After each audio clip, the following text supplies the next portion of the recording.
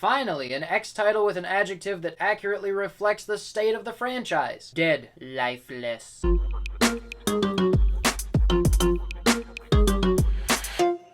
Howdy, I'm Kurt Williams, and today we're looking at issue 1 of Dead X-Men by Steve Foxe and a few artists. We kind of jump around in the issue between a few alternate dimensions, so we have a different artist for each of those dimensions, which has a pretty cool effect, honestly. Jonas Scharf does this first section where it's essentially hell on earth. Chang does this short little in-between section where they're in No Place X, and then the rest of the issue is drawn by Vincenzo Carratù, which I think is a blessing because out of the three, he's my favorite. Now, I know there was a lot of hype around this issue, and honestly, I wasn't very excited to pick it up. I didn't think it was going to be very good, because the last series that Steve Foxe did, Dark X-Men, was kind of a letdown for me. It's got all these cool characters that we never really get to see, like Albert, and Emplate, and Maggot, and Azazel. And I was pretty interested to see how all these characters would interact with each other throughout the series, but honestly, the series was just kind of boring. It felt like nothing really happened. It was all just about Madeline Pryor, and it wasn't that interesting. So I was expecting more of the same from this, but honestly, wasn't that bad. So we're following this new team of X-Men who are from the last Hellfire Gala, but they died before they got the chance to do anything X-Men related. And it doesn't really explain how they're alive right now, but it doesn't matter. Everybody's gonna come back to life soon anyway. Just forget about it. And they're on a mission to find Moira MacTaggert somewhere in her 10th life before her powers manifested, so that Professor X can speak to her and hopefully prevent all of this Krakoan catastrophe. But first they need to find any form of Moira MacTaggert so they can get a mental map of her mind to figure out where she was at this point in time when they need to find her. Which, now that I say it out loud, seems kinda like running in circles, but whatever, we get to see alternate timelines. Stories that deal with alternate timelines are usually either the best or the worst X-Men stories. Days of Future Past, for example, is a classic. But the whole Sins of Sinister thing from last year, for example, was just this overblown, overcomplicated,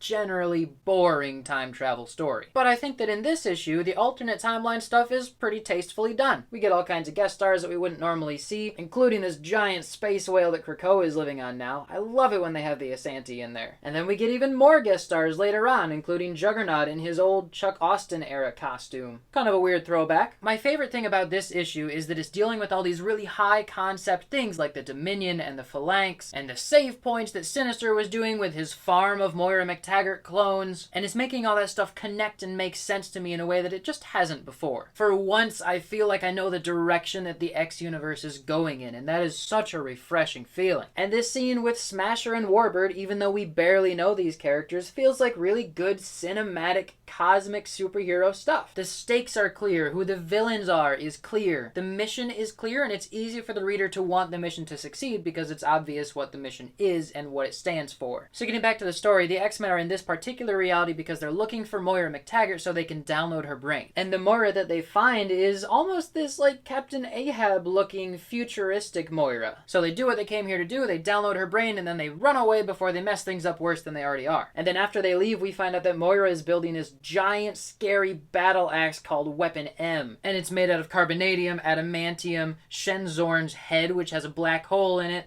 a bunch of vibranium, and Mysterium now is the last thing she needed. So now we see that Moira is also on a mission to go back in time and reset the timeline so that she can do what she wants. So it's a race between Professor X and Moira MacTaggert to reboot the timeline in the way that they want to do it. So overall, I think the story is pretty good here. It's easy to understand what's going on, it's easy to know what the stakes are and who the characters are and what they want. It's way more engaging than Dark X-Men was, and it's a very good next step for the fall of X. It's still not, Astonishing X-Men by Joss Whedon, but it's better than most X-Men comics have been. And as far as the art goes, I'm mainly going to focus on Carratú's art because I think that's the best in the issue. This page in particular I was really impressed with. It's where Prodigy is reading Moira's mind and seeing all of her alternate lives, but really her face down here is what I really like. I love the coloring there. It doesn't look digital, it looks organic, almost like it was done with felt tip markers. And this art style has a lot of similarities to Pepe Larraz, who's a great artist. The faces in particular are very similar. Look at those eyebrows and the nose and the mouths. That's very Pepe Larraz. But in general, poses are good, facial expressions are pretty good,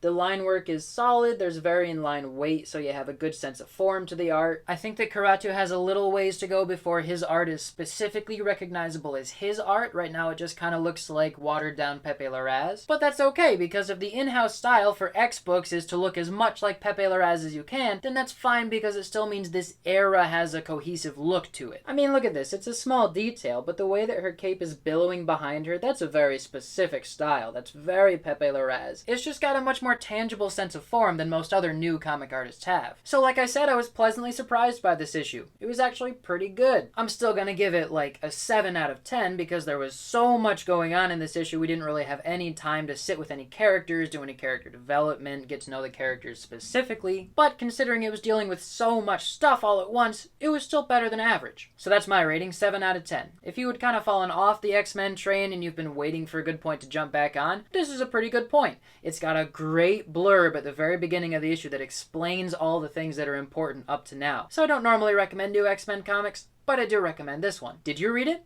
What do you think?